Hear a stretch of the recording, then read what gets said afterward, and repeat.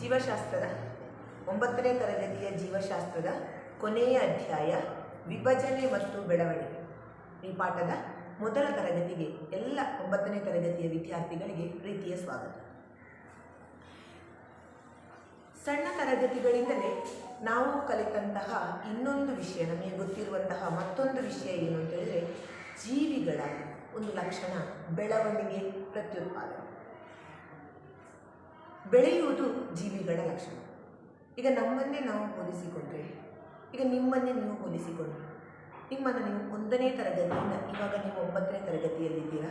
ಈ 9 ವರ್ಷಗಳ ಈ ಅವಧಿಯನ್ನು ನೀವೊಮ್ಮೆ ಸಂಕಲ್ಪಿಸಿಕೊಂಡ್ರೆ ಅಥವಾ ನಿಮ್ಮ ಮನಸ್ಸಿನಲ್ಲಿ ನೀವು ಕಲ್ಪಿಸಿಕೊಂಡ್ರೆ, ನೀವು 1ನೇ ತರಗತಿಗಿಂತ ಅದೆಷ್ಟು ಬೆಳವಣಿಗೆಯನ್ನು ಹೊಂದಿದ್ದೀರಿ ಅಲ್ವಾ? ನಿಮಗೀಗ ಪ್ರತಿ ವರ್ಷ ಜೂನ್ 5 ವಿಶ್ವ ಪರಿಸರ ದಿನಾಚರಣೆ. ಆ ದಿನಾಚರಣೆಯ ಸಂದರ್ಭದಲ್ಲಿ ನಿಮ್ಮೆಲ್ಲರಿಗೂ ಒಂದೊಂದು ಗಿಡವನ್ನು ಕೊಡ್ತಾರೆ. ನಿಮ್ಮಲ್ಲಿ ಕೆಲವರಾದರೂ ಅದನ್ನು ಬೆಳೆಸಿರ್ತೀರ ಅಲ್ವಾ? ಆ ಬೆಳೆಸಿದಂಥವರಿಗೆ ಗೊತ್ತಿತ್ತು ನೀವು 1ನೇ ತರಗತಿಯಲ್ಲಿ ನೆಟ್ಟಂತಹ ಮರ ಎಷ್ಟು ಎತ್ತರಕ್ಕೆ ಬೆಳೆದಿರ್ತದೆ ಅಂತ. ಹಾಗಿರುವಾಗ ಜೀವಿಗಳ ಒಂದು ಲಕ್ಷಣ ಪ್ರತ್ಯುತ್ಪಾದನೆ. ಈ ಪ್ರತ್ಯುತ್ಪಾದನೆ, ಬೆಳವಣಿಗೆ ಇತ್ಯಾದಿಗಳಿಗೆಲ್ಲ ಸಹಕಾರಿಯಾಗುವಂತಹ ಅಂಶಗಳು ಯಾವುವು? ಅದರಿಂದ ಜೀವಿಗಳು ತೋರಿಸುವಂತಹ ಒಂದು ಪ್ರಮುಖವಾದ ಲಕ್ಷಣವೇ ಬೆಳವಣಿಗೆ. ಬೆಳವಣಿಗೆ ನಡೆಯುವುದು ಹೀಗೆ, ಅದಕ್ಕೆ ಬೇಕಾದಂತಹ ಅಂಶಗಳು ಯಾವುವು ಅಥವಾ ಯಾವುದೆಲ್ಲ ಘಟಕಗಳು ಅದಕ್ಕೆ ಸಹಾಯಕವಾಗ್ತದೆ, ಶರೀರದಲ್ಲಿ ನಡೆಯುವಂತಹ ಯಾವೆಲ್ಲ ಪ್ರಕ್ರಿಯೆಗಳು ಅದಕ್ಕೆ ಕಾರಣೀಕೃತವಾಗ್ತದೆ ಅನ್ನೋದನ್ನು ಈ ಅಧ್ಯಾಯದಲ್ಲಿ ನಾವು ಅಧ್ಯಯನ ನಡೆಸಲಿದ್ದೇವೆ. ನಾವು ಮೊದಲಿಂದಲೇ ಕಲಿತ ಹಾಗೆ, ಕಳೆದ ಪಾಠದಲ್ಲಿ ನಾವು ಕಲಿತ ಹಾಗೆ ಅಥವಾ ನಾವು ಸಣ್ಣ ಪ್ರಾಯದಿಂದಲೇ ನಾವು ಕಲಿತ ಹಾಗೆ ನಮಗೆಲ್ಲ ಗೊತ್ತಿರುವ ಹಾಗೆ ಜೀವಕೋಶ ನಮ್ಮ ಶರೀರದ ರಚನಾತ್ಮಕ ಮೂಲಭೂತ ಘಟಕ. ಪ್ರಾಣಿಗಳ ಶರೀರದ ರಚನಾತ್ಮಕ ಮೂಲಭೂತ ಘಟಕವೇ ಜೀವಕೋಶ ಅನ್ನೋದು ನಮ್ಮೆಲ್ಲರಿಗೂ ಗೊತ್ತಿರುವ ವಿಷಯ. ಈ ಜೀವಕೋಶವು ಹೇಗೆ ಬೆಳವಣಿಗೆಯನ್ನು ಹೊಂದುತ್ತದೆ, ಅದಕ್ಕೆ ಕಾರಣವಾದ ಘಟಕಗಳು ಜೀವಕೋಶದಲ್ಲಿ ಯಾವುದಿದೆ ಅನ್ನೋದನ್ನು ನಾವೀಗ ನೋಡೋಣ. ನಿಮ್ಮ ಪಾಠದ ಕೊನೆಯಲ್ಲಿ ನಿಮ್ಮಂಥದ್ದೇ ಒಂದು ಮಗುವಿನ ಒಂದು ಸಂಶಯವನ್ನು ಕೊಟ್ಟಿದ್ದಾರೆ. ಏನು ಅಂತ ಅಧ್ಯಾಪಕರು ಏನು ಹೇಳ್ತಾರೆ ಅಂತ ಹೇಳಿದರೆ, ಮಾನವನ ಶರೀರದಲ್ಲಿ 46 ಕ್ರೋಮೋಸೋಮ್ಗಳಿವೆ. ನಮ್ಮೆಲ್ಲರ ಶರೀರದ ಪ್ರತಿಯೊಂದು ಜೀವಕೋಶದಲ್ಲಿಯೂ ಕೂಡ 46 ಕ್ರೋಮೋಸೋಮ್ ಇರುತ್ತೆ. ನಮ್ಮಲ್ಲಿ ಸಂಖ್ಯಾತ ಜೀವಕೋಶಗಳಿವೆ ಅನ್ನೋ ವಿಷಯ ನಮಗೆಲ್ಲರಿಗೂ ಗೊತ್ತಿರುವಂಥದ್ದು ಅಲ್ವಾ? ಈ 46 ಕ್ರೋಮೋಸೋಮ್ಗಳು ವಿಭಜನೆ ಹೊಂದಿದಾಗ ಮಗುವಿಗೊಂದು ಸಂಶಯ ಬರ್ತದೆ. ಜೀವಕೋಶ ವಿಭಜನೆ ಹೊಂದುವಾಗ ಪ್ರತಿಯೊಂದು ಜೀವಕೋಶದಲ್ಲೂ 46 ಕ್ರೋಮೋಸೋಮ್ ಹೇಗೆ ಇರ್ತದೆ, 46 ಕ್ರೋಮೋಸೋಮೇ ಇರ್ತದ ಅನ್ನೋದು ಆ ಮಗುವಿನ ಸಂಶಯ. ಅದಕ್ಕಿರುವ ಉತ್ತರವನ್ನು ನಾವು ನಮ್ಮ ಈ ಪಾಠದಲ್ಲಿ ನಾವು ತಿಳ್ಕೊಳ್ಳಿಕ್ಕೆ ಇದ್ದೇವೆ. ನಮಗೆಲ್ಲ ಗೊತ್ತಿರುವ ಹಾಗೆ ಮನುಷ್ಯನ ಬೆಳವಣಿಗೆ, ಅದಕ್ಕೆ ಪ್ರತ್ಯುತ್ಪಾದನೆ ಒಂದು ಕಾರಣ. ಮನುಷ್ಯನ ಹುಟ್ಟಿಗೆ ಕಾರಣ ಪ್ರತ್ಯುತ್ಪಾದನೆ. ನಾವು ಸಸ್ಯಗಳಲ್ಲಿ 8ನೇ ತರಗತಿಯಲ್ಲಿ ನಾವು ಈ ವಿಷಯವನ್ನು ಕಲಿತಿದ್ದೀವಿ. ಲೈಂಗಿಕ ಪ್ರತ್ಯುತ್ಪಾದನೆ ಮತ್ತು ಅಲೈಂಗಿಕ ಪ್ರತ್ಯುತ್ಪಾದನೆ. ಮಾನವನನ್ನು ನಾವು ತಗೊಂಡ್ರೆ ಮಾನವನಲ್ಲಿರುವುದು ಲೈಂಗಿಕ ಪ್ರತ್ಯುತ್ಪಾದನೆ. ಅಂಡಕ ಮತ್ತು ವೀರ್ಯಾಣು ಇದು ಸೇರಿ ಏಕಕೋಶವಾದ ಝೈಗೋಟ್ ಉಂಟಾಗುತ್ತದೆ. ಈ ಝೈಗೋಟ್ ಮುಂದಕ್ಕೆ ಬೆಳವಣಿಗೆ ಹೊಂದಿ ಅದೊಂದು ಮಗುವಿನ ರೂಪವನ್ನು ತಾಳಿ, ಭ್ರೂಣದ ರೂಪವನ್ನು ತಾಳಿ 10 ತಿಂಗಳ ಕಾಲ ತಾಯಿಯ ಗರ್ಭಾವಸ್ಥೆಯಲ್ಲೇ ಬೆಳೆಯುವಂತಹ ಆ ಮಗು ಹೊರ ಪ್ರಪಂಚಕ್ಕೆ ಹೊರಗಿನ ಪ್ರಪಂಚದಲ್ಲಿ ಒಗ್ಗಿಕೊಂಡು ಬದುಕಲಿಕ್ಕೆ ಸಾಮರ್ಥ್ಯ ಸಿಗುವವರೆಗೂ ಅಲ್ಲಿ ಬೆಳೆದು ಕೊನೆಗೆ ಹೊರ ಪ್ರಪಂಚಕ್ಕೆ ಬರ್ತದೆ. ಹುಟ್ಟು ಅಥವಾ ನಾವೇನು ಬರ್ತ್ಡೇ ಅಂತ ಹೇಳುವಾಗೆ ಆ ಹೊರಗಿನ ಪ್ರಪಂಚಕ್ಕೆ ಬಂದಂತಹ ಮಗು ಅಲ್ಲಿಂದ ಮತ್ತೆ ಅಂದರೆ ಏಕಕೋಶವಾದ ಝೈಗೋಟಿನಿಂದ ಹಿಡಿದು ಮಾನವನ ಬೆಳವಣಿಗೆಯ ಹಂತದ ಕೊನೆಯವರೆಗೆ ಸುಮಾರು 18 ವರ್ಷ, ಇನ್ನು ಕೆಲವರಲ್ಲಿ ಹೆಚ್ಚಾದರೆ 20 ವರ್ಷದವರೆಗೆ, ಕೆಲವರಲ್ಲಿ 10,000ಕ್ಕೊಬ್ಬರಿಗೂ ಹೋಗುವಂತಹ ಒಬ್ಬರಲ್ಲಿ 20 ವರ್ಷದವರೆಗೆ ಇರುವಂತಹ ಸಾಧ್ಯತೆ ಇದೆ ಅನ್ನೋದು ಅದರದ್ದು ಇದೆ ಅಂತೇಳಿ ನಮಗೆ ವ್ಯಕ್ತವಾಗಿ ಹೇಳಲಿಕ್ಕಿಲ್ಲ, ಇರುವಂತಹ ಸಾಧ್ಯತೆ ಇದೆ. ಆದರೆ ಪ್ರತಿಯೊಬ್ಬ ಮಾನವನ ಬೆಳವಣಿಗೆಯೂ ಕೂಡ 18 ವರ್ಷದವರೆಗೆ, ಈ 18 ವರ್ಷದವರೆಗೆ ಏಕಕೋಶ ಜೀವಿ ಅಥವಾ ಏಕಕೋಶ ಝೈಗೋಟಿನಿಂದ ಹಿಡಿದು 18 ವರ್ಷದವರೆಗೆ ನಿರಂತರವಾಗಿ ಪ್ರತಿಯೊಂದು ಅಂಗಕ್ಕೂ ಉಂಟಾಗ್ತದೆ ಬೆಳವಣಿಗೆ. ಪ್ರತಿಯೊಂದು ಭಾಗದಲ್ಲಿಯೂ ಕೂಡ ಬೆಳವಣಿಗೆ ಇರ್ತದೆ. ಆ ಬೆಳವಣಿಗೆಗೆ ಪೂರಕವಾದ ಅಂಶಗಳು ಯಾವುದು? ಜೀವಕೋಶ ಅಂದ ಮೇಲೆ ನಮಗೆಲ್ಲ ಗೊತ್ತು, ಜೀವಕೋಶದಲ್ಲಿ ಏನೆಲ್ಲ ಇದೆ. ನ್ಯೂಕ್ಲಿಯಸ್ ಇರ್ತದೆ, ಮತ್ತು ಹಲವಾರು ಸೆಲ್ ಆರ್ಗನಲ್ಗಳಿರ್ತದೆ, ಕೋಶಿಕಾ ದ್ರವ್ಯ ಇರ್ತದೆ ಅಲ್ವಾ, ಕೋಶ ಭಿತ್ತಿ ಇರ್ತದೆ. ಇದೆಲ್ಲದರ ಒಳಗೆ ನಡೆಯುವಂತಹ ಪ್ರಕ್ರಿಯೆ ಬೆಳವಣಿಗೆಯ ಪ್ರಕ್ರಿಯೆ ಕೋಶ ವಿಭಜನೆ. ಮಾನವನಲ್ಲಿ ಬೆಳವಣಿಗೆಯು ಯಾವ ಪ್ರಕ್ರಿಯೆಯ ಮೂಲಕ ನಡೀತದೆ ಅಂತ ಹೇಳಿದ್ರೆ ಕೋಶಗಳ ವಿಭಜನೆ. ಕೋಶ ವಿಭಜನೆಯ ಮೂಲಕ ಮನುಷ್ಯನಲ್ಲಿ ಅಥವಾ ಪ್ರಾಣಿಗಳಲ್ಲಿ, ಮನುಷ್ಯ ಅಂತ ಹೇಳಿದರೆ ಪ್ರಾಣಿ ವರ್ಗಕ್ಕೆ ಸೇರಿದ ಜೀವಿ, ಮನುಷ್ಯ ಅಥವಾ ಪ್ರಾಣಿಗಳಲ್ಲಿ ಈ ಕೋಶ ವಿಭಜನೆಯ ಮೂಲಕ ಶರೀರದ ಬೆಳವಣಿಗೆಯು ನಡೆಯುತ್ತದೆ. ಈಗ ನಾವು ಹೇಳಿದಾಗೆ ಏಕಕೋಶ ಜೀವಿ, ಏಕಕೋಶದಲ್ಲಿ ಈಗ ಮಾನವನ ಒಂದು ಕೋಶವನ್ನು ನಾವು ತಗೊಂಡ್ರೆ ಅಲ್ಲಿ ಏನೆಲ್ಲ ಇರ್ತದೆ? ಮಾನವನ ಒಂದು ಕೋಶವನ್ನು ನಾವು ಉದಾಹರಣೆಯಾಗಿ ತಗೊಂಡ್ರೆ ಮಾನವನ ಒಂದು ಕೋಶದೊಳಗೆ ಕೆಲವಾರು ರಚನೆಗಳಿರ್ತವೆ. ನ್ಯೂಕ್ಲಿಯಸ್ ಇರ್ತದೆ, ಆಮೇಲೆ ಮೈಟೋಕಾಂಡ್ರಿಯಾ ಇರ್ತದೆ, ರೈಬೋಸೋಮ್ಗಳಿರ್ತದೆ, ಗಾಲ್ಗಿ ಕಾಂಪ್ಲೆಕ್ಸ್ಗಳಿರ್ತವೆ, ಸೆಂಟ್ರೋಸೋಮ್ಗಳಿರ್ತವೆ, ಲೈಸೋಸೈಮ್ಗಳಿರ್ತವೆ ಇತ್ಯಾದಿಗಳೆಲ್ಲ ಇರುವ ಮಾನವನ ಈ ಕೋಶದಲ್ಲಿ ವಿಭಜನೆ ಹೊಂದಿದಾಗ ಒಂದು ಕೋಶ ಎರಡಾಗ್ತದೆ. ಆ ಒಂದು ಕೋಶ ಎರಡಾಗುವಾಗ ಈ ಒಂದು ಕೋಶದಲ್ಲಿ ಇದ್ದ ಎಲ್ಲ ಘಟಕಾಂಶಗಳು ಎಲ್ಲಿರ್ತವೆ? ಮತ್ತೊಂದು ಕೋಶದಲ್ಲಿಯೂ ಕೂಡ ಇರ್ತದೆ. ಹಾಗಿದ್ರೆ ಈ ಜೀವಕೋಶದ ವಿಭಜನೆ ಎನ್ನುವುದು ಮಾನವನ ಬೆಳವಣಿಗೆಯ ಪ್ರಮುಖವಾದಂತಹ ಒಂದು ಅಂಶ. ಆ ಬೆಳವಣಿಗೆ ಹೇಗೆ ನಡೆಯುತ್ತದೆ, ಯಾವ ರೀತಿಯಲ್ಲೆಲ್ಲ ನಡೆಯುತ್ತದೆ, ಯಾವ ಹಂತಗಳು ಕೋಶ ವಿಭಜನೆಗೆ ಬೇಕು ಅನ್ನೋದನ್ನು ನಾವು ವಿವರವಾಗಿ ಈ ಪಾಠದಲ್ಲಿ ಕಲಿಯಲಿಕ್ಕೆ ಇದ್ದೇವೆ. ಈಗ ಮೊದಲನೇ ಹಂತ ಏನು ಅಂತ ನಾವು ಕೆಮಿಸ್ಟ್ರಿಯಲ್ಲೆಲ್ಲ ಕಲಿತೇವೇನು, ಕಾರ್ಬನ್ ಚಕ್ರ, ಹೈಡ್ರೋಜನ್ ಚಕ್ರ. ಅದೇ ರೀತಿಯಲ್ಲಿ ಜೀವಕೋಶದ ವಿಭಜನೆಗೆ ಇರುವಂತಹ ಚಕ್ರೀಯ ಆ ಪ್ರಕ್ರಿಯೆಯನ್ನು ಏನಂತ ಕರೀತಾರೆ? ಕೋಶ ಚಕ್ರ ಅನ್ನೋ ಹೆಸರಿನಲ್ಲಿ ಕರೀತಾರೆ. ಕೋಶ ಚಕ್ರವನ್ನು ಎರಡು ವಿಧವಾಗಿ ವಿಂಗಡಿಸ್ತಾರೆ, ಕೋಶ ವಿಭಜನೆ ಮತ್ತು ಇಂಟರ್ಫೇಸ್. ಆ ಚಿತ್ರವನ್ನು, ಅದಕ್ಕೆ ಸಂಬಂಧಿಸಿದಂತಹ ಒಂದು ವಿಡಿಯೋ ನಿಮ್ಮ ಬುಕ್ಕಿನಲ್ಲಿ ಇದೆ, ಅದನ್ನು ಒಮ್ಮೆ ನೋಡಿ ಮತ್ತು ಆ ಚಿತ್ರವನ್ನು ಕೂಡ ಒಮ್ಮೆ ನೋಡಿಕೊಂಡು ಬರೋಣ. ಕೋಶ ಚಕ್ರ ಕೋಶ ವಿಭಜನೆ ಮತ್ತು ಕೋಶ ಬೆಳವಣಿಗೆಯಿಂದ ಶರೀರದ ಬೆಳವಣಿಗೆಯು ನಡೆಯುವುದು. ಕೋಶ ಬೆಳವಣಿಗೆ ಮತ್ತು ಕೋಶ ವಿಭಜನೆಯು ಸೇರಿರುವ ಚಕ್ರೀಯ ಹಂತಗಳನ್ನು ಒಟ್ಟಾಗಿ ಕೋಶ ಚಕ್ರ ಎಂದು ಕರೆಯುವರು. ಕೋಶ ಚಕ್ರಕ್ಕೆ ಮುಖ್ಯವಾಗಿ 3 ಹಂತಗಳಿವೆ: ಇಂಟರ್ಫೇಸ್, ನ್ಯೂಕ್ಲಿಯಸ್ನ ವಿಭಜನೆ ಮತ್ತು ಕೋಶಿಕಾ ದ್ರವ್ಯದ ವಿಭಜನೆ. ಕೋಶಗಳಲ್ಲಿ ಪ್ರಧಾನವಾದ ಬದಲಾವಣೆಗಳು ನಡೆಯುವ ಹಂತವಾಗಿದೆ ಇಂಟರ್ಫೇಸ್. ಇಂಟರ್ಫೇಸ್ನ ಬದಲಾವಣೆಗಳು: ಕ್ರೊಮ್ಯಾಟಿನ್ ಜಾಲ ಇಮ್ಮಡಿಯಾಗುವುದು, ಆರ್ಗನೆಲ್ಗಳ ಸಂಖ್ಯೆ ಹೆಚ್ಚುವುದು, ಕೋಶಿಕಾ ದ್ರವ್ಯದ ಪ್ರಮಾಣ ಹೆಚ್ಚಾಗುವುದು, ಕೋಶದ ಗಾತ್ರ ಹೆಚ್ಚುವುದು. ಇಂಟರ್ಫೇಸ್ನಲ್ಲಿ ಕೋಶಗಳು ಪೂರ್ಣ ಬೆಳವಣಿಗೆಯನ್ನು ಹೊಂದಿ ವಿಭಜನೆಗೆ ತಯಾರಾಗುವುದು. ವಿಭಜನಾ ಹಂತದಲ್ಲಿ ನ್ಯೂಕ್ಲಿಯಸ್ನ ಮತ್ತು ಕೋಶಿಕಾ ದ್ರವ್ಯದ ವಿಭಜನೆ ನಡೆದು ಮರಿಕೋಶಗಳು ಉಂಟಾಗುವುದು. ಇಂಟರ್ಫೇಸ್ ವಿಭಜನಾ ಹಂತ ಎಂಬ್ರಿಯೋಗಳು ಚಕ್ರೀಯವಾಗಿ ಆವರ್ತಿಸಲ್ಪಡುವುದರಿಂದಾಗಿ ಎರಡನ್ನೂ ಸೇರಿಸಿ ಕೋಶ ಚಕ್ರ ಎಂದು ಕರೆಯುವರು. ಇಂಟರ್ಫೇಸ್ ಅನ್ನೋದು ಒಂದು ಜೀವಕೋಶ ಪೂರ್ಣವಾಗಿ ಬೆಳವಣಿಗೆ ಹೊಂದಿದೆ ಅನ್ನೋದನ್ನ ಅಂದರೆ ಹೊಂದಿದೆ ಅಂತೇಳಿ ನಾವು ತಿಳ್ಕೊಳ್ಬೇಕಿದ್ರೆ ಅಲ್ಲಿ ಇಂಟರ್ಫೇಸ್ ಅನ್ನುವಂತಹ ಒಂದು ಪ್ರಕ್ರಿಯೆ ನಡೆಯುತ್ತೆ. ಆ ಇಂಟರ್ಫೇಸ್ನಲ್ಲಿ ಏನೆಲ್ಲ ಬದಲಾವಣೆಗಳಾಗ್ತದೆ? ಇಂಟರ್ಫೇಸ್ನಲ್ಲಿ ಆರ್ಗನಲ್ಗಳ ಸಂಖ್ಯೆ ಮತ್ತು ಗಾತ್ರ ಹೆಚ್ಚಾಗ್ತದೆ. ಅದೇ ರೀತಿಯಲ್ಲಿ ಕೋಶಿಕಾ ದ್ರವ್ಯದ ಬಗ್ಗೆ ನಾವು ನಮ್ಮ ಸಣ್ಣ ತರಗತಿಗಳಲ್ಲಿ ಕಲ್ತಿದ್ದೇವೆ.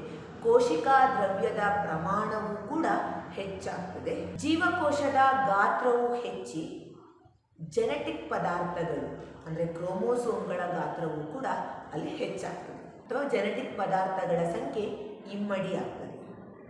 ಈ ರೀತಿಯಲ್ಲಿ ಇಷ್ಟು ಬದಲಾವಣೆಗಳು ಇಂಟರ್ಫೇಸ್ ಹಂತದಲ್ಲಿ ಜರುಗಿದಾಗ ಮುಂದೆ ಕೋಶವು ವಿಭಜನೆಯ ಹಂತಕ್ಕೆ ರೆಡಿ ಆಗ್ತದೆ ಅಥವಾ ಸನ್ನದ್ಧವಾಗಿದೆ ಅಂತೇಳಿ ನಾವು ಹೇಳ್ಬೋದು. ಆ ಕೋಶದ ವಿಭಜನೆ ಕೂಡ 2 ಹಂತಗಳಲ್ಲಿ ನಡೆಯುತ್ತದೆ. ಒಂದು ನ್ಯೂಕ್ಲಿಯಸ್ನ ವಿಭಜನೆ ಅಂದರೆ ಜೆನೆಟಿಕ್ ಪದಾರ್ಥಗಳು ಎಲ್ಲಿರ್ತವೆ, ನ್ಯೂಕ್ಲಿಯಸ್ನಲ್ಲಿರ್ತವೆ. ಜೆನೆಟಿಕ್ ಪದಾರ್ಥಗಳ ವಿಭಜನೆ ಮತ್ತು ಎರಡನೆಯದಾಗಿ ಕೋಶಿಕಾ ದ್ರವ್ಯದ ವಿಭಜನೆ. ಈ 2 ಹಂತಗಳಲ್ಲಿ ಜೀವಕೋಶಗಳ ವಿಭಜನೆಯು ನಡೆಯುತ್ತದೆ. ಅದರಿಂದ ಇಂಟರ್ಫೇಸ್ ಮತ್ತು ಕೋಶ ವಿಭಜನೆ ಅನ್ನುವಂತಹ 2 ಪ್ರಕ್ರಿಯೆಗಳು. ಆ ಇಂಟರ್ಫೇಸಿನಲ್ಲಿ ಜೆನೆಟಿಕ್ ಪದಾರ್ಥಗಳು ಇಮ್ಮಡಿಯಾಗ್ತದೆ, ಕೋಶಿಕಾ ದ್ರವ್ಯದ ಪ್ರಮಾಣ ಹೆಚ್ಚಾಗ್ತದೆ, ಆರ್ಗನೆಲ್ಗಳ ಸಂಖ್ಯೆ ಹೆಚ್ಚಾಗ್ತದೆ, ಇತ್ಯಾದಿಗಳೆಲ್ಲ ಬದಲಾವಣೆ ಆದ ಕೂಡಲೇ ಆ ಜೀವಕೋಶವು ಕೋಶ ವಿಭಜನೆಗೆ ಸನ್ನದ್ಧವಾಗಿದೆ ಅಥವಾ ರೆಡಿಯಾಗಿದೆ ಅನ್ನೋದು ಅದರ ಅರ್ಥ. ಇನ್ನು ಈ ಪ್ರಕ್ರಿಯೆಯು ನಿರಂತರವಾಗಿ ಬರುವುದರಿಂದ ಇಂಟರ್ಫೇಸ್ ಆಗಿ ಕೋಶ ವಿಭಜನೆಯಾಗುವುದು, ಕೋಶ ವಿಭಜನಾ ಹಂತಕ್ಕೆ ಬರುವುದು, ಆಮೇಲೆ ವಿಭಜನೆಯಾಗುವುದು. ಈ ರೀತಿಯಲ್ಲಿ ಈ ಪ್ರಕ್ರಿಯೆಯು ನಿರಂತರವಾಗಿ ಚಕ್ರದ ರೂಪದಲ್ಲಿ ನಡೆಯುವುದರಿಂದ ಈ ಪ್ರಕ್ರಿಯೆಯನ್ನು ಏನು ಅಂತ ಕರೀತಾರೆ, ಚಕ್ರೀಯ ಪ್ರಕ್ರಿಯೆ ಅಥವಾ ಕೋಶ ಚಕ್ರ ಅನ್ನುವ ಹೆಸರಿನಿಂದ ಇದನ್ನು ಕರೀತಾರೆ. ಇಂಟರ್ಫೇಸ್ ಮತ್ತು ವಿಭಜನಾ ಹಂತಗಳನ್ನು ಒಟ್ಟಾಗಿ ಆ ಹೆಸರಿನಿಂದ ಕರೀತಾರೆ. ಮಕ್ಕಳೇ, ಒಂದೆರಡು ಪ್ರಶ್ನೆ ಕೊಡ್ತೇನೆ, ಬರ್ಕೊಳ್ಳಿ. ಕೋಶ ವಿಭಜನೆಯ ಮುಖ್ಯ ಹಂತಗಳು ಯಾವುದು? ಆಯಿತಾ? ಇನ್ನು ಎರಡನೇ ಪ್ರಶ್ನೆ, ಇಂಟರ್ಫೇಸಿನಲ್ಲಿ ಜೀವಕೋಶದಲ್ಲಿ ಉಂಟಾಗುವ ಮಹತ್ವದ ಬದಲಾವಣೆಗಳು ಯಾವುವು? ನಾವು ಕೋಶದ ವಿಭಜನೆಯ ಬಗ್ಗೆ ಹೇಳಿದ್ವಿ. ಮಾನವನಲ್ಲಿ ಜೀವಕೋಶದ ವಿಭಜನೆಯು 2 ಹಂತಗಳಲ್ಲಾಗಿ ನಡೆಯುತ್ತದೆ. ಒಂದನೆಯದು ಮೈಟಾಸಿಸ್, ಎರಡನೆಯದು ಮಿಯಾಸಿಸ್. ಮೈಟಾಸಿಸ್ ಹಂತ ಮತ್ತು ಮಿಯಾಸಿಸ್ ಅನ್ನೋದು 2 ಜೀವಕೋಶದ ವಿಭಜನೆಯ ಹಂತಗಳು. ಈ ಜೀವಕೋಶದ ಈ 2 ವಿಭಜನೆಯ ಹಂತಗಳಲ್ಲಿ ಮೊದಲನೇದಾಗಿ ನಾವು ಕರೀಲಿಕ್ಕಿರುವುದು ಮೈಟಾಸಿಸ್.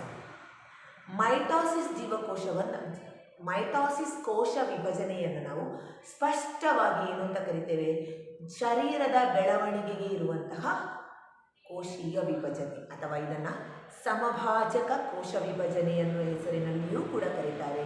ಅಥವಾ ಇಂಗ್ಲೀಷ್ನಲ್ಲಿ ಇದನ್ನು equational cell division. Mitosis is known as equational cell division ಅಂತೇಳಿ ಕರೀತಾರೆ. ಸಮಭಾಜಕ ಅಂದ್ರೇನು? ಆ ವಿಭಜನೆಯಾಗುವ ಜೀವಕೋಶದಲ್ಲಿ ಯಾವೆಲ್ಲ ಘಟಕಗಳು ಇರ್ತವೋ ಅದಷ್ಟು ಘಟಕಗಳು ಕೂಡ ವಿಭಜನೆಯಾಗಿ ಆ ಕೋಶ 2 ಆಗುವಾಗ ಮರಿಕೋಶದಲ್ಲಿಯೂ ಕೂಡ ಕಂಡುಬರಬೇಕು.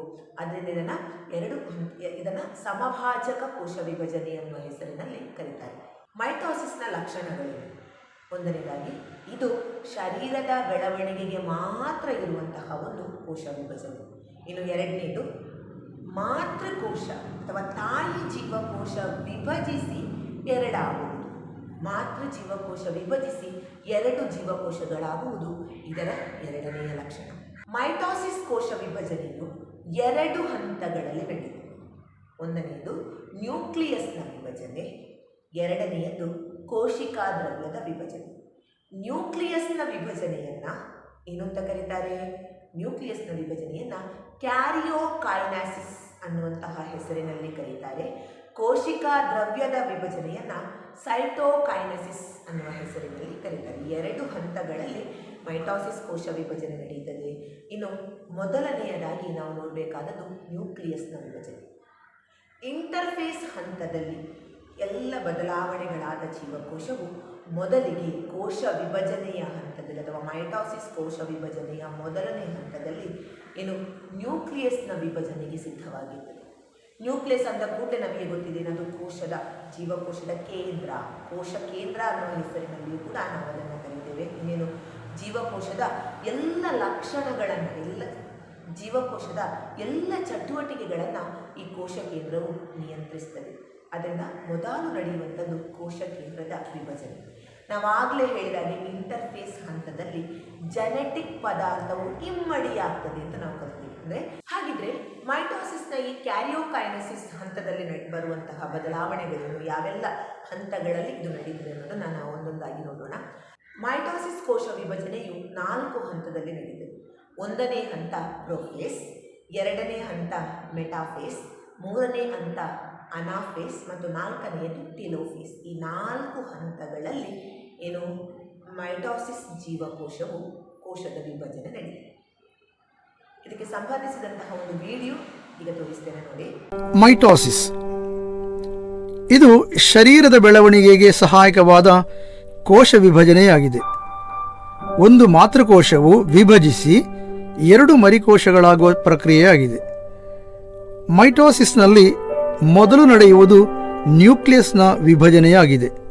ಇದಕ್ಕೆ ಈ ಕೆಳಗಿನ ಹಂತಗಳಿವೆ: ಪ್ರೊಫೇಸ್, ಮೆಟಾಫೇಸ್, ಎನಾಫೇಸ್, ಟೀಲೋಫೇಸ್. ಪ್ರೊಫೇಸ್ ಹಂತದಲ್ಲಿ ಕ್ರೊಮ್ಯಾಟಿನ್ ಜಾಲವು ಕ್ರೋಮೋಸೋಮ್ಗಳಾಗಿ ಬದಲಾಗುವುದು. ನ್ಯೂಕ್ಲಿಯಸ್ ಮತ್ತು ಕೋಶ ಕೇಂದ್ರ ಪರೆ ಅಪ್ರತ್ಯಕ್ಷವಾಗುವುದು. ಸೆಂಟ್ರಿಯೋಲ್ಗಳು ಕೋಶದ 2 ಧ್ರುವಗಳಿಗೆ ಸಾಗಿ ಅವುಗಳಿಂದ ಲಾಳಿತಂತುಗಳು ರೂಪುಗೊಳ್ಳುವುದು. ಮೆಟಾಫೇಸ್ನಲ್ಲಿ ಕ್ರೋಮೋಸೋಮ್ಗಳು ಕೋಶದ ಮಧ್ಯಭಾಗದಲ್ಲಿ ಸಾಲಾಗಿ ಕ್ರಮೀಕರಿಸಲ್ಪಡುವುದು. ಲಾಳಿತಂತುಗಳು ಕ್ರೋಮೋಸೋಮ್ನ ಸೆಂಟ್ರೋಮಿಯರ್ಗೆ ಅಂಟಿಕೊಳ್ಳುವುದು. ಎನಾಫೇಸ್ನಲ್ಲಿ ಲಾಳಿತಂತುಗಳು 2 ಧ್ರುವಗಳ ಕಡೆಗೆ ಎಳೆಯಲ್ಪಡುವುದರಿಂದ ಪ್ರತಿಯೊಂದು ಕ್ರೋಮೋಸೋಮ್ ಅವುಗಳ ಸೆಂಟ್ರೋಮಿಯರ್ನಲ್ಲಿ ತುಂಡಾಗಿ ಮರಿ ಕ್ರೋಮೋಸೋಮ್ಗಳು ಉಂಟಾಗುವುದು. ಟೀಲೋಫೇಸ್ನಲ್ಲಿ ಮರಿ ಕ್ರೋಮೋಸೋಮ್ಗಳು ಕೋಶದ ಧ್ರುವಗಳಿಗೆ ತಲುಪುವುದು.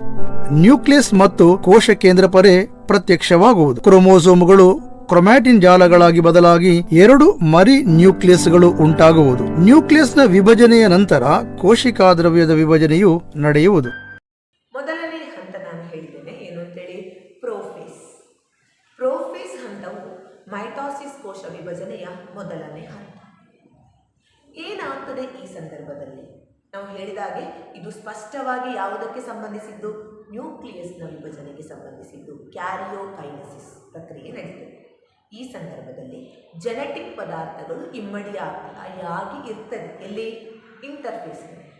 ಇಲ್ಲಿ ನಾವು ವರ್ಣತಂತು ಜಾಲ ಅನ್ನುವಂತಹ ಒಂದು ಅಂಶವನ್ನು ನಾವು 8ನೇ ಕ್ಲಾಸಲ್ಲಿ ಕಲ್ತಿದ್ದೇವೆ ಅಲ್ವಾ? ಈ ವರ್ಣತಂತು ಜಾಲ ಅಂದರೆ ಕ್ರೋಮೋಸೋಮ್, ಅದು ಕ್ರೊಮ್ಯಾಟಿನ್ ರೆಟಿಕ್ಯುಲಮ್ ಆಗಿ ಇರ್ತದೆ. ಎಲ್ಲಿ? ನ್ಯೂಕ್ಲಿಯಸ್ನಲ್ಲಿ. ರೆಟಿಕ್ಯುಲಮ್ ಅಥವಾ ಜಾಲ ಅಂತ ಹೇಳಿದ ಕೂಡಲೇನು ಬಲೆಯ ರೂಪದಲ್ಲಿ ಇರುವಂತಹ ಒಂದು ರಚನೆ, ಬಲೆಯ ರೂಪದಲ್ಲಿ ಇರ್ತದೆ. ಈ ಕ್ರೋಮೋಸೋಮ್ಗಳು ಈ ಕ್ರೊಮ್ಯಾಟಿನ್ ಜಾಲವು ಅಥವಾ ಕ್ರೊಮ್ಯಾಟಿನ್ ರೆಟಿಕ್ಯುಲಮ್ ಏನಾಗ್ತದೆ? ಅಲ್ಲೇ ಚಿಕ್ಕದಾಗಿ ಕ್ರೋಮೋಸೋಮ್ ಆಗಿ ಬದಲಾಗ್ತದೆ. ಅದು ಆಲ್ರೆಡಿ ದ್ವಿಗುಣಗೊಂಡಿರ್ತದೆ. ಮೊದಲನೇದಾಗಿ ಇಂಟರ್ಫೇಸಲ್ಲಿ ಈ ಕ್ರೋಮೋಸೋಮ್ಗಳು ದ್ವಿಗುಣಗೊಂಡಿರ್ತದೆ. ಅವುಗಳು ಅಲ್ಲೇ ಕಂಡೆನ್ಸ್ ಆಗಿ ಅಥವಾ ಏನು ಅಲ್ಲೇ ಸಣ್ಣದಾಗಿ ಏನು ಕ್ರೋಮೋಸೋಮ್ಗಳಾಗಿ ಬದಲಾಗ್ತದೆ. ಕ್ರೊಮ್ಯಾಟಿನ್ ಜಾಲ ಇದ್ದದ್ದು ಕ್ರೋಮೋಸೋಮ್ ಆಗಿ ಬದಲಾಗ್ತದೆ. ಅರ್ಥ ಆಯ್ತಲ್ವಾ? ಇನ್ನು ನಾವು ಪ್ರಾಣಿ ಜೀವಕೋಶಗಳನ್ನು ಕಲಿಯುವಾಗ, ಜೀವಕೋಶದಲ್ಲಿರುವಂತಹ ರಚನೆಗಳನ್ನು ಕಲಿಯುವಾಗ, ಅಲ್ಲಿರುವ ಆರ್ಗನೆಲ್ಗಳನ್ನು ಕಲಿಯುವಾಗ ನಾವು ಸಸ್ಯ ಜೀವಕೋಶಕ್ಕೂ ಪ್ರಾಣಿ ಜೀವಕೋಶಕ್ಕೂ ಇರುವಂತಹ ವ್ಯತ್ಯಾಸವನ್ನು ನಾವು ಕಲಿತಿದ್ದೇವೆ. ಈ ವ್ಯತ್ಯಾಸದಲ್ಲಿ ನಾವು 2 ಅಂಶಗಳನ್ನು ಕಲಿತಿದ್ದೇವೆ. ಪ್ರಾಣಿ ಜೀವಕೋಶದಲ್ಲಿ ಇರುವಂಥದ್ದು ಸಸ್ಯ ಜೀವಕೋಶದಲ್ಲಿ ಇಲ್ಲದಂಥದ್ದು. ಅದರಲ್ಲಿ ಒಂದು ಲೈಸೋಸೋಮ್, ಇನ್ನೊಂದು ಸೆಂಟ್ರೋಸೋಮ್ ಅಥವಾ ಸೆಂಟ್ರೋಮಿಯರ್. ಆಗಲ್ಲಿ ಕಲಿತಿದ್ದೇವೆ ಜೀವಕೋಶದ ವಿಭಜನೆಯ ಸಂದರ್ಭದಲ್ಲಿ ಮಾತ್ರ ಪ್ರತ್ಯಕ್ಷವಾಗುವಂತಹ ರಚನೆಗಳು, ಕೋಶ ವಿಭಜನೆಗೆ ಸಹಾಯವನ್ನು ಮಾಡುವಂತಹ ರಚನೆಗಳು ಅನ್ನೋ ವಿಷಯವನ್ನು ನಾವು ಕಲಿತಿದ್ದೇವೆ.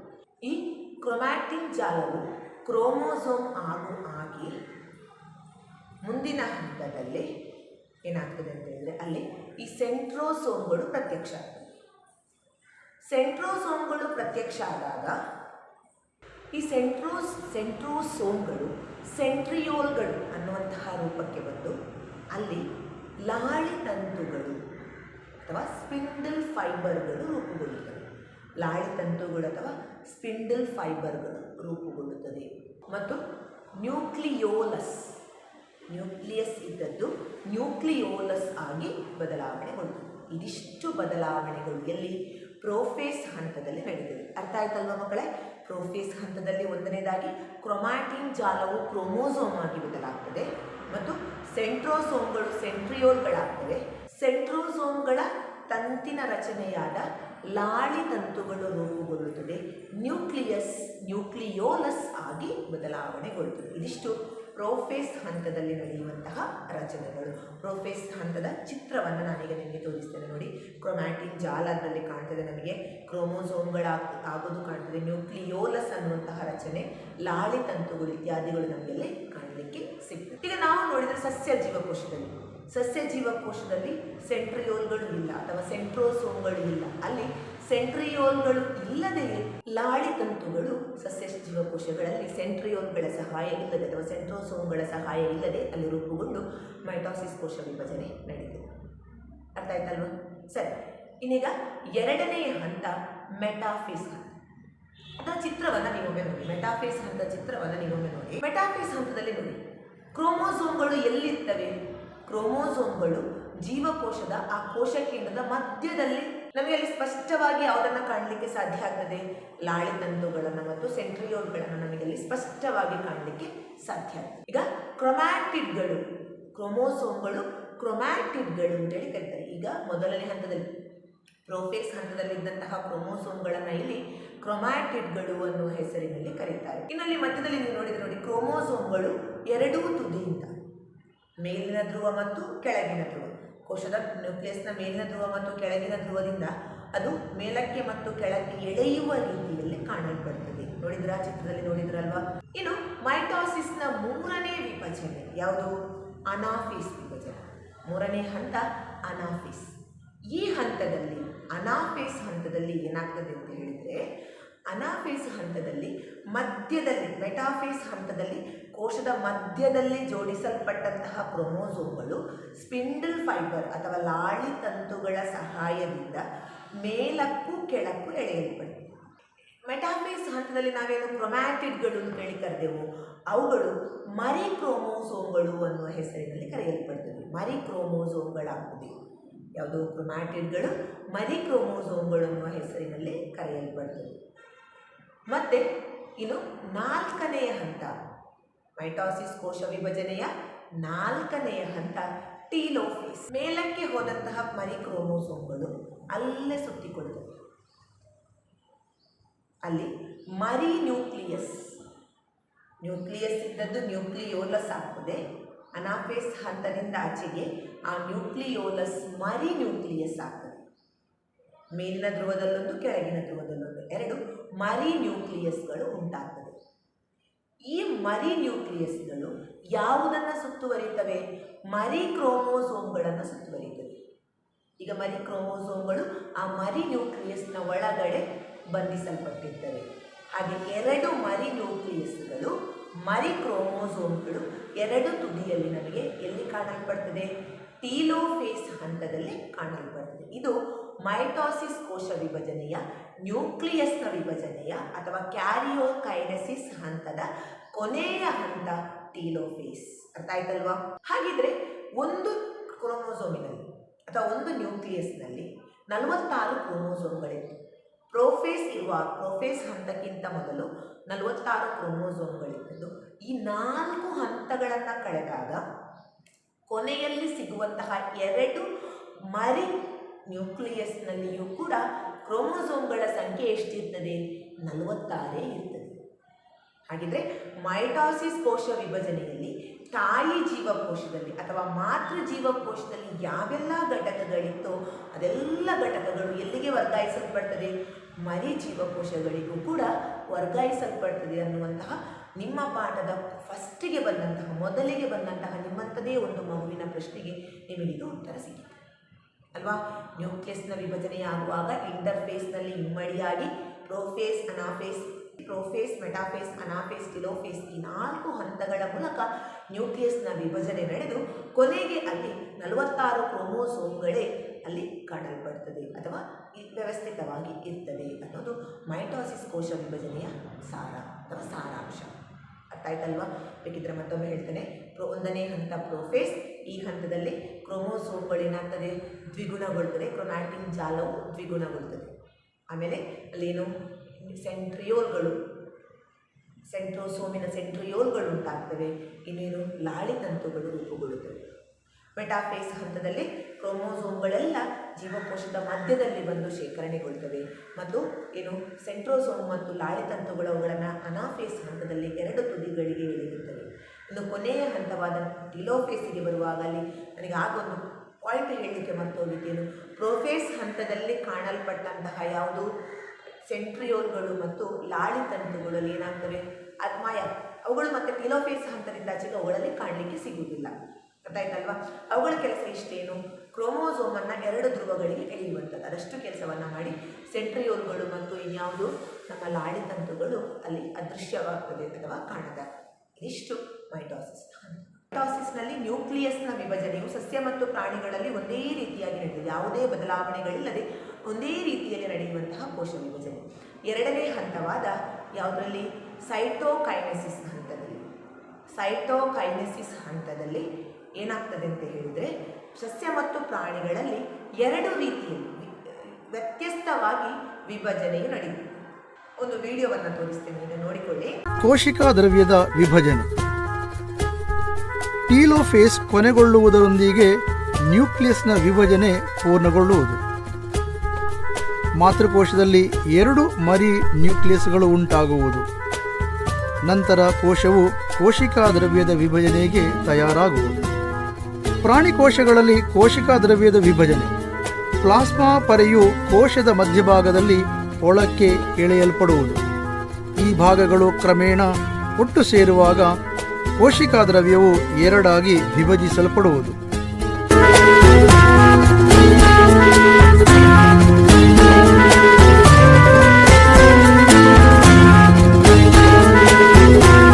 ಸಸ್ಯಕೋಶಗಳಲ್ಲಿ ಕೋಶಿಕಾ ದ್ರವ್ಯದ ವಿಭಜನೆಯು ಪ್ರಾಣಿ ಕೋಶಗಳಿಗಿಂತ ಭಿನ್ನವಾಗಿದೆ.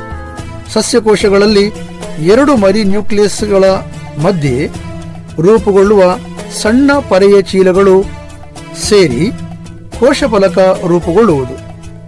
ಕೋಶಫಲಕವು 2 ಬದಿಗೆ ಬೆಳೆದು ಪ್ಲಾಸ್ಮಾ ಪೊರೆಯೊಂದಿಗೆ ಸೇರುವುದು. ನಂತರ ಮರಿಕೋಶಗಳು ರೂಪುಗೊಳ್ಳುವುದು.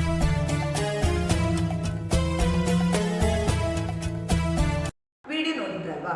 ಏನಾಗ್ತದೆ, 2 ಮರಿ ಜೀವಕೋಶಗಳು ಆ ಕೋಶ ಪರೆಯ ಒಳಗಡೆ ಒಂದು ಮೇಲ್ಗಡೆ ಒಂದು ಕೆಳಗಡೆ ಇರ್ತದೆ. ಈ ಸಂದರ್ಭದಲ್ಲಿ ಜೀವಕೋಶದ ಮಧ್ಯದಲ್ಲಿ, ಆ ಚಿತ್ರವನ್ನು ನೋಡಿ, ಮೊದಲ ಚಿತ್ರವನ್ನು ನೋಡಿ, ಆ ಜೀವಕೋಶದ ಮಧ್ಯದಲ್ಲಿ ಪ್ಲಾಸ್ಮಾ ಪೊರೆಯು ಒಳಕ್ಕೆಳೆದುಕೊಳ್ಳುತ್ತದೆ. ಪ್ಲಾಸ್ಮಾ ಪೊರೆಯು ಒಳಕ್ಕೆಳೆದುಕೊಂಡು ಏನು ಅದು 2 ಆಗ್ತದೆ, ಮತ್ತೆ ಕೋಶವು 2 ಆಗಿ ವಿಭಜನೆ ಹೊಂದುತ್ತದೆ. ಅರ್ಥ ಆಯ್ತಾ? ಸರಿ, ಇದು ಪ್ರಾಣಿಗಳಲ್ಲಿ ನಡೆಯುವಂತಹ ಏನು ಕೋಶಿಕಾ ದ್ರವ್ಯದ ವಿಭಜನೆ.